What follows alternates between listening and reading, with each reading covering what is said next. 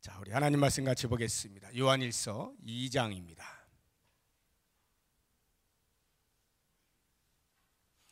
요한일서 2장 7절에서 11절 말씀입니다.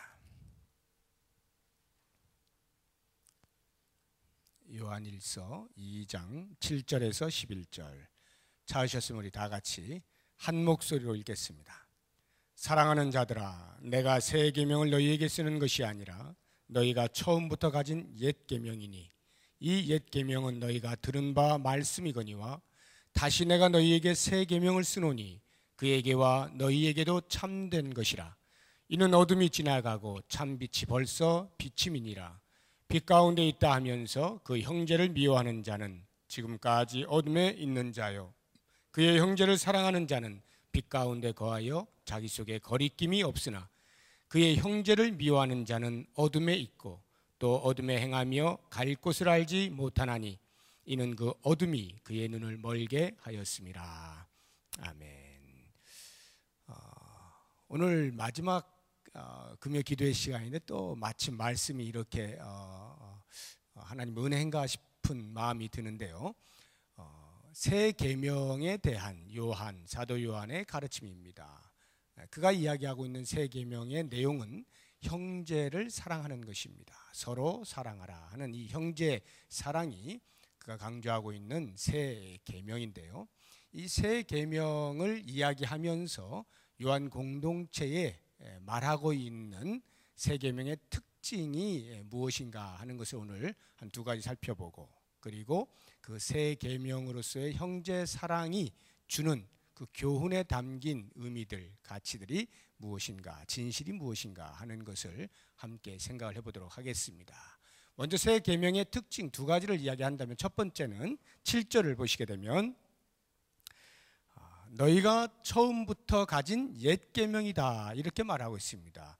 아이러니하죠. 새 계명에 대한 이야기를 하면서 처음부터 가진 옛 계명이라 이렇게 이야기를 하고 있는 것입니다. 그러면서 다시 8절을 보시게 되면 다시 내가 너희에게 새 계명을 쓰노니 해서 새 계명을 특징 짓기를, 이것은 원래부터 있었던, 너희들이 오래전부터 들어왔던 옛 계명인데 그럼에도 불구하고 내가 또 다시 새 계명을 쓴다라고 하는 특징을 가지고 있는 것입니다. 그러면 옛부터 들어왔던 계명, 옛 계명이라고 말을 하는 의미는 사도 요한이 자기 자신이 스스로 생각해내서 만들어내서 말하고 있는 계명이 아니다라고 하는 거예요. 누군가가 이미 말해 놓은 것이고 그 말해 놓은 것이 오랜 시간을 거쳐서 너희들에게 다 들려져 왔던 것이다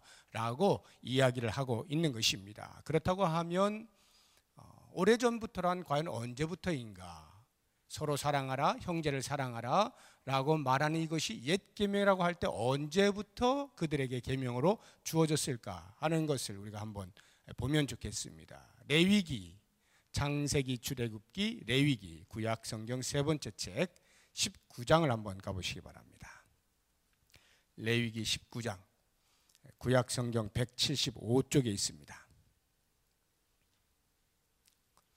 레위기 19장 18절입니다. 자, 우리 한 절만 찾으셨으면 다 같이 한 목소리 읽어보겠습니다. 원수를 갚지 말며 동포를 원망하지 말며 내 이웃 사랑하기를 내 자신과 같이 사랑하라. 나는 여호와이니라. 레위기는 이스라엘 백성들이 애굽에서 나와서 가나안 땅에 들어가기 전 광야의 생활을 하는 가운데 하나님께서 모세를 통하여 들려주신 말씀들입니다. 그러니까 이스라엘 백성들이 하나님의 백성으로 구원을 받았다라고 상징적으로 나타나고 있는 출애굽 사건 이후에 그들에게 주어진 계명이 상당히 오래된 계명이죠. 그때로부터 이스라엘 백성들은 계속하여서 이 형제 사랑을 들어왔고 배웠고 지켜왔던 것입니다. 그렇기 때문에 사도 요한이 형제 사랑에 대해서 그들에게 말을 할 때에 굳이 그것이 새로운 것이 전혀 아니었다라고 하는 것입니다. 그렇다고 한다면 왜 사도 요한은 그것을 그렇게 강조를 했을까? 왜 옛 계명이라고 굳이 강조를 했을까요? 그것은 이미 제가 이 요한일서를 쭉 말씀드리면서 요한일서에서 사도 요한이 가장 염두에 두고 그 공동체에 쓰고 있는 대적이라고 한다면 영지주의자들이라 이렇게 말씀을 누누이 드렸습니다. 영지주의자들이 그 요한 공동체 안에 들어와서 은근히 또는 노골적으로 그들을 회방하고 진리를 회파하고 어지럽게 만들어 놓은 그러한 상황 가운데에서 바로잡기 위하여 그들에게 편지를 쓰고 있는 거예요. 그런 차원에서 지금 이 말씀도 역시 그들을 겨냥하고 있는 것인데, 이 영지주의자들 가운데서 말시온이라고 하는 사람이 있어요. 말시온이 뭘 주장했느냐 하면은 구약에 나타나는 하나님은 아주 잔인한 하나님이다, 못된 하나님이고 악한 하나님이고, 신약에 나타난 그 하나님에 비하여 대단히 열등한 하나님이다, 이렇게 가르친 거예요. 그리고 상대적으로 신약의 하나님이야말로 자비가 긍휼이 풍성하신 하나님이시다. 그래서 구약에서 나타나고 있는 하나님하고는 비교도 되지 아니한 우등한 신이시다, 이렇게 가르친 거예요. 그래서 그 영지주의자들은 구약의 내용들에 대해서는 무시하고 신약을 으뜸으로 여기는 이러한 현상들이 있었기 때문에 사도 요한은 서로 사랑하라고 하는 그 계명이 오래전부터 이미 있어 왔던 것임에 대하여, 다시 말하면 신약에서 그리스도께서 가르쳐 주신 것으로서만이 아닌 그 이전부터 이미 있어 온 동일한 계명이다 하는 것을 강조하고 있는 것입니다. 자, 그렇다면 그럼에도 불구하고 사도 요한이 또다시 8절에서 그러나 내가 다시 새 계명을 너희에게 쓴다라고 말을 하고 있는 이유는 무엇일까? 옛부터 전해 내려온 계명임에도 불구하고 마치 자기가 새로운 계명을 말하는 것처럼 새 계명을 쓴다라고 이야기하고 있는 이유는 예수님께로부터 사도 요한을 비롯한 모든 제자들이 그 말씀들을 받았기 때문에 그렇습니다. 기억을 거슬러 올라가 보면은 예수님이 십자가에 못 박히시기 전날 밤 제자들을 불러 모아놓고 성만찬을 벌이실 때에 말씀을 하십니다. 내가 너희를 사랑한 것 같이 너희도 서로 사랑하라, 이 말씀을 해주시거든요.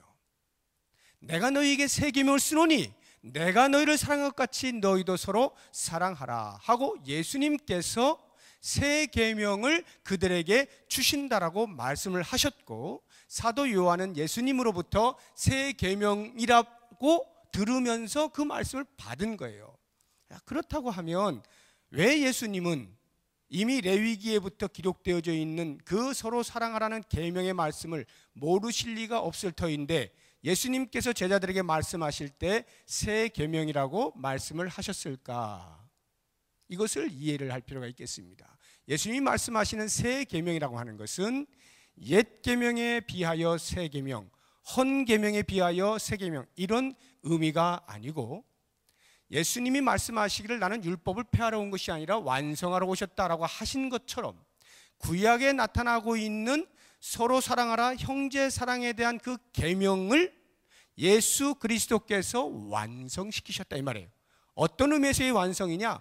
질적인 의미에서의 완성입니다. 다시 말하면 구약에서는 이웃을 사랑하라, 내 몸같이 사랑하라 라고 말씀을 해 놓았지만 실제적으로 그들이 그것을 이행하는 데 있어서는 자기들의 노력이 많이 필요한 거예요. 그러니까 그게 잘 되지 않으니까 끊임없이 제사를 드리면서 안 된 것에 대하여 죄사함을 구하고 또 노력해보고 또 안 되고 자기의 힘으로 최선을 다해서 해보지만 여전히 안 되는 것들을 경험하게 되는 형제 사랑이 나로부터 출발을 한다라고 할 것 같으면, 그리스도께서 말씀하시는 새 계명이라고 하는 것은 이제 너희의 힘으로는 부족하다는 것을 알았을 것이다. 그러므로 내가 그 사랑의 모델로 보여줄 테니 이제 내가 너희 안에 너희가 내 안에 거함으로 내가 너희에게 보여준 그 사랑으로 사랑하라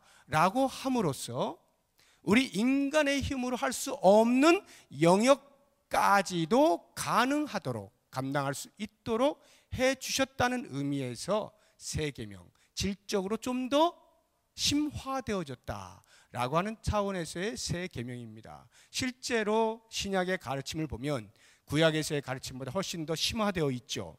구약에서는 내 이웃을 내 몸같이 사랑하라, 여기까지예요. 그리고 구약에서 말하는 것은 이로는 이, 눈에는 눈, 정당한 보상과 대가를 치르도록 되어 있습니다. 여기가 구약이 말하고 있는 사랑의 한계라고 할 것 같으면 그리스도께서 보여주시고 있는 그 사랑은 그 한계를 넘어서서 원수까지도 사랑하도록, 너를 핍박하는 자를 위하여 기도하도록까지 요구를 하고 있지 않습니까? 그런 차원에서 구약의 계명을 완성시키셨다라고 하는 질적인 심화 면에서 새 계명이라 이렇게 예수님이 가르쳐주고 계시는 겁니다. 바로 이 말씀에 의거하여서 사도 요한도 그 공동체를 향하여서 내가 새 계명을 쓴다라고 말씀을 하고 있는 것입니다. 그렇게 볼 때 사랑이라고 하는 것은 성경 전체에 흐르는 사상이에요. 그럼에도 불구하고 그 사상은 그리스도 안에서 완성이 되어 있는 것을 알게 되는 것입니다. 두 번째로 이 새 계명이라고 말을 할 때의 특징이라고 하는 것은 8절을 보시기 바랍니다. 8절을 보면 다시 내가 너희에게 새 계명을 쓰노니 그에게와 너희에게도 참된 것이라. 사도 요한이 소개하고 있는 새 계명은 그에게와 너희에게도 참된 것입니다. 여기 그는 예수 그리스도예요.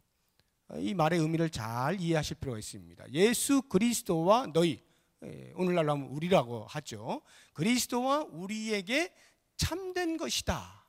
과연 이 말이 무슨 뜻일까요? 새 계명이라고 하는 이 사랑의 계명, 서로 사랑하라고 하는 이 계명이 참되다라고 하는 것은 그리스도 안에서와 우리 안에서 드러났다, 증명되어졌다, 이런 뜻이에요. 서로 사랑하라는 이 계명이 얼마나 참된 것이냐라고 하는 것이 그리스도 안에서와 우리 안에서 증명되어졌다, 드러나게 되었다. 새 계명의 특징이 바로 이것입니다. 그렇다고 하면 그리스도 안에서 그것이 참되다고 하는 것이 드러났다라고 하는 말은 다시 8절을 보시게 되면 그에게와 너희에게도 참된 것이라. 이는 왜냐하면 어둠이 지나가고 참빛이 벌써 비침이니라. 어둠이 지나가고 참빛이 벌써 너희에게 비쳤기 때문이다라는 거예요. 이 표현이 무슨 말이냐면 사도 요한이 요한복음 1장에 보면 참빛이 세상에 와서 각 사람에게 비쳤지만 그 사람들이 참빛을 알지 못하였다라고 말씀하지 않습니까? 예수 그리스도의 이 땅에 오심을 가리켜 참빛이 왔다라고 말씀을 하고 있는 것입니다. 그 참빛이 무엇을 하였느냐 하면은 모든 인류의 죄를 안고 십자가에서 죽으심으로 하나님께서 당신의 백성들, 당신의 자녀들을 향하여 가지고 계신 사랑을 확증시키신 것입니다. 그리스도의 십자가가 얼마만큼 우리를 향하신 하나님의 사랑이 크냐라고 하는 것을 확증시키신 거예요.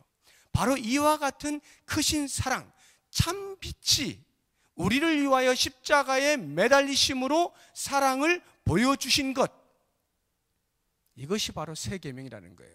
그리스도 안에서 이 서로 사랑하라고 하는 것이 이렇게 완성이 되었다는 것이에요. 드러났다는 것이에요. 그리스도께서 보여주셨다는 거예요. 그러면 우리 안에서 그 서로 사랑하라는 계명이 드러나게 된 것은 무엇입니까? 그리스도를 영접한 자들은 그리스도가 우리 안에 들어오게 되는 순간부터 우리도 모르는 사이에 너무나도 자연스럽게 그리스도의 사랑을 흠뻑 받은 연고로 우리의 주변에 있는 형제들에 대해서도 사랑하는 마음이 생겨난다, 이 말이에요. 이것을 경험적으로 우리들은 모두 알고 있기에 우리 안에서도 서로 사랑하라고 하는 형제 사랑이 참된 것임이 증명되어지고 드러나고 있다, 이 뜻입니다. 실제로 그렇습니다. 우리가 그리스도의 그 사랑을 제대로 깨달은 사람들은 주변이 달라 보여요. 여러분 다 경험하지 않습니까? 어느 날 갑자기 내가 왜 이렇게 되는지 모를 만큼 바뀌어버리지 않습니까? 도저히 내 기본적인 성품 가지고는 저 사람에 대하여 사랑하는 마음을 갖고자 할 수 없는데 그리스도를 만나버린 이유 하나만으로 사람이 바뀌어버려요. 주변의 사람들을 바라보는 게 달라져 버립니다. 내가 왜 이러지? 이상한 것을 느껴요. 이게 경험적으로 드러나는 것입니다. 바로 서로 사랑하라 형제 사랑이라고 하는 그 진리가 얼마만큼 참이냐 하는 것이 우리의 삶 속에서 이미 증명이 되어지고 있다라고 하는 것이죠. 자, 그렇다고 한다면 이 십자가의 사랑이 우리의 일상의 삶 가운데 서로 사랑하도록 하는 것을 필연적으로 요청한다라고 할 때에 이제 이 형제 사랑이라고 하는 사도 요한이 그 공동체에 주는 교훈, 형제 사랑의 교훈, 그 교훈 안에 담겨 있는 진실이라고 하는 것이 과연 어떠한 것들인가? 오늘 말씀을 통해 한 세 가지를 살펴보겠는데, 첫 번째 9절을 보십시오. 형제의 사랑이란 빛 가운데 있다 하면서 그 형제를 미워하는 자는 지금까지 어둠에 있는 자요 라고 해서 빛 가운데 있다 하면서 형제를 미워할 수 없다. 이것이 진실입니다. 형제 사랑의 교훈에 담기는 진실이에요. 빛 가운데 있다 하면서 형제를 미워하는 것 있을 수 없습니다 라고 가르쳐주고 있는 거예요. 왜 이것을 이렇게 강조하느냐 하면요, 여전히 이 영지주의자들을 겨냥하고 있습니다. 영지주의자들은요, 제가 말씀드렸죠. 왜 영지라고 하느냐면 영적인 지각력이 있다 이런 말이에요. 그 지각력은 위에서부터 빛이 임함으로 가능해졌다는 거예요.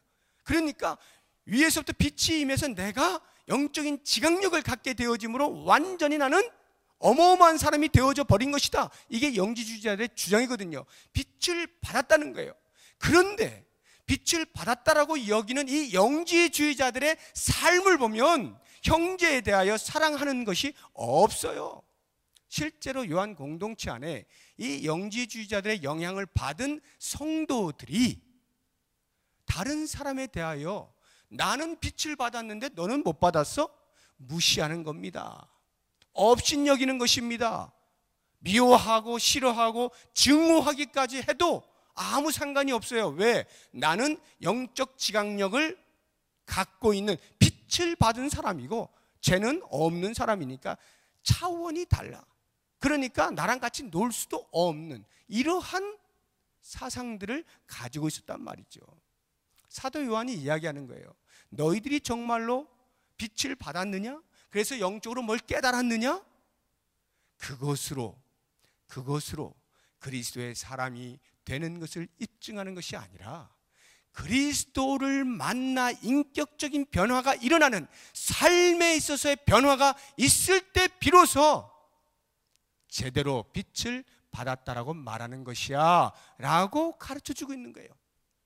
빛 가운데 있다 하면서 너희들은 지금 형제를 미워하고 있지 않느냐? 그것은 어둠 가운데 있는 거야. 정말 형제를 사랑하고 정말 빛 가운데 있다면 형제를 미워할 수가 없는 것이다 라고 가르쳐주고 있는 것입니다. 두 번째로 10절을 보십시오. 그의 형제를 사랑하는 자는 빛 가운데 거하여 자기 속에 거리낌이 없으나. 형제의 사랑의 교훈에 담긴 진실 두 번째는 형제를 사랑하는 자는 거리낌이 없다는 것이에요. 여기 거리낌이 없다는 게 뭐냐 하면 누가 거리끼지 않습니까? 거리끼지 않는 사람을 뭐라고 부릅니까? 자유인이라 그러죠. 아무도 건드리지 않아. 거리끼는 게 없어요. 자유인으로 산다 이런 말입니다. 그러면 왜 형제 사랑을 이 자유라고 하는 것과 관계해서 이야기를 하고 있는가 하는 것에 대해서는 사도 바울의 말씀을 보게 되면 금방 이해가 됩니다. 갈라디아서 5장을 한번 찾아보시기 바랍니다. 갈라디아서 5장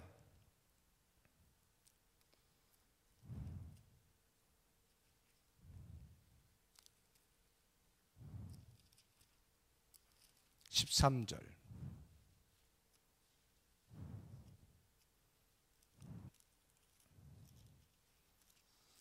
갈라디아서 5장 13절에서 15절까지 말씀 우리 같이 한번 읽어보겠습니다.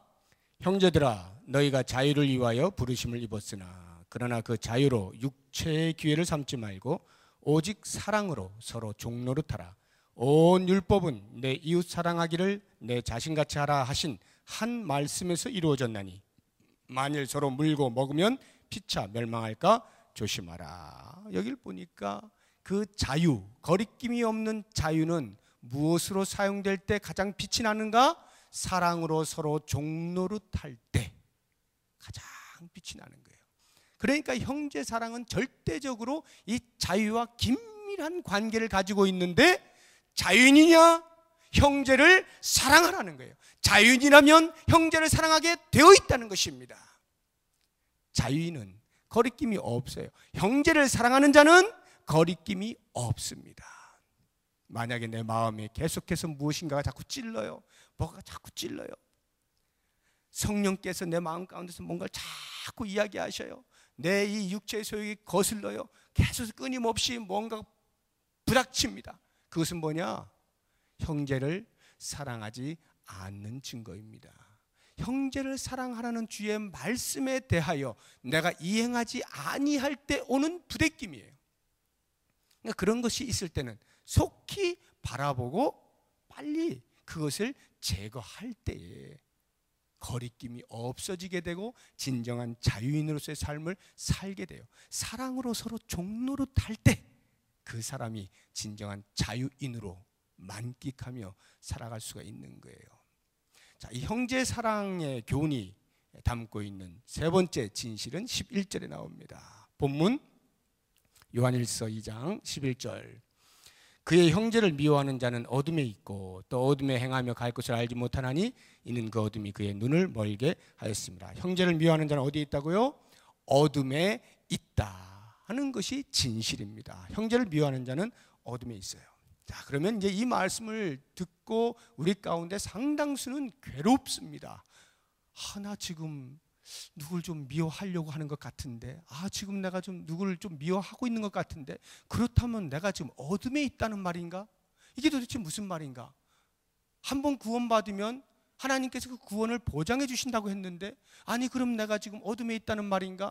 굉장히 혼란스러울지 모르겠습니다. 여기에 말하고 있는 형제를 사랑하지 아니하는 자는 어둠에 있다라고 말을 할 때 이 형제를 미워하는 것, 이것은 일시적으로 일어나는 감정을 의미하는 것이 아니라 지극히 지속적인 것을 말하는 거예요. 지속적으로, 의도적으로 내가 형제 사랑하기를 거부하고 형제를 미워하는 것에 집중하고 있는 이런 경우를 말하는 거예요. 한번 생각해 보십시오, 여러분. 우리가 인간인데 아직 주님이 도래하지 아니하셨는데 완벽한 삶을 살지 못하잖아요. 그러니까 형제 사랑에 대한 주의 말씀을 붙잡고 열심으로 살지만 가끔씩 넘어질 때가 있습니다. 내 감정이 나 스스로를 추스리지 못할 때가 있어요.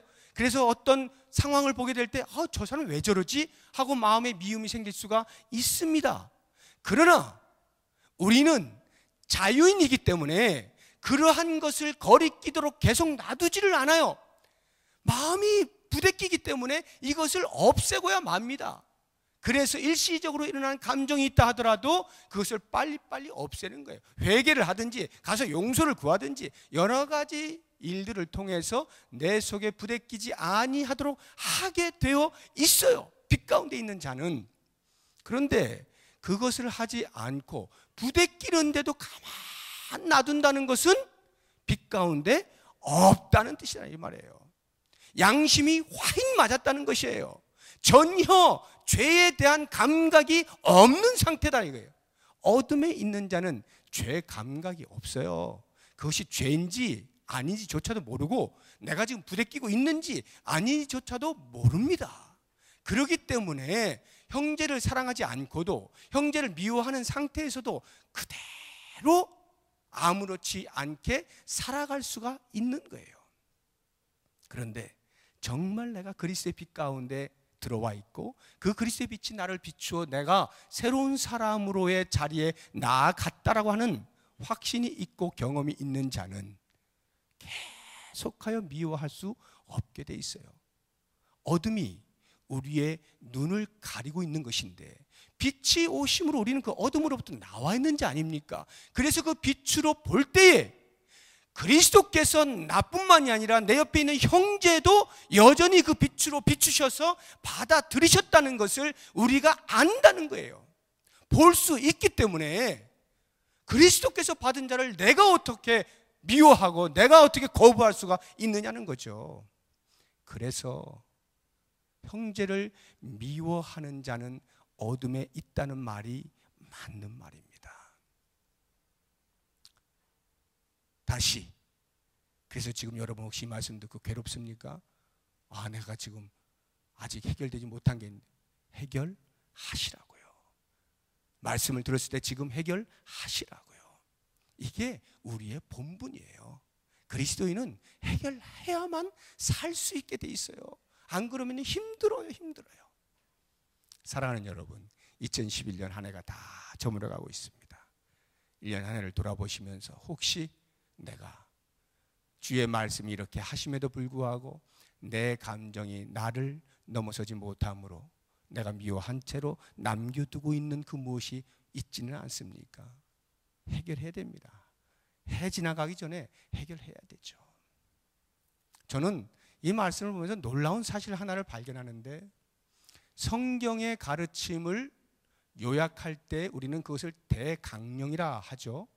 마태복음 22장에 나오는 대강령은 딱 두 가지로 요약되지 않습니까? 하나는 위로 하나님을 사랑하는 것이고, 또 다른 하나는 옆으로 이웃 내 형제를 사랑하는 것이잖아요. 자, 성경 전체를 요약한 것이 이 두 가지라고 할 때 형제를 사랑하지 않고 있는 상태는 곧 성경의 반절을 놓치고 있는 거예요. 성경의 반절에 대하여서 거절하고 있는 것입니다. 어마어마한 죄를 짓고 있는 거예요. 그렇기 때문에 이제 이게 뭐 그냥 수없이 많은 교훈들 가운데 한 가지가 아니라 성경 전체를 요약해 놓은 50%로구나 하는 것을 기억하시고, 이 부분에 대하여 절대적인 순종을 하기로 다짐하시고, 힘들고 어려워도 내 힘으로 하는 거 아니잖아요. 주님께서 나를 사랑하신 것 같이 그 힘으로 형제를 사랑하라고 말씀해 주시잖아요. 그러니까 주님 앞에 매달리는 거예요. 주님, 저 혼자 안 되는 거 아시죠? 저에게 좀 더 밝은 빛으로, 내게 어둠으로 머물고 있는 그 부분을 밝히 비춰주셔서 더 이상 거리낌이 없는 삶으로 살게 해주십시오. 내 눈에 어느 누구도 밟히는 자가 없게 해주십시오. 모두를 그리스도께서 받으신 그대로를 받을 수 있는 그릇이 되게 해주십시오. 이렇게 기도하시면서 2011년 한 해를 마무리하시는 귀한 밤 되시기를 바랍니다. 기도하겠습니다.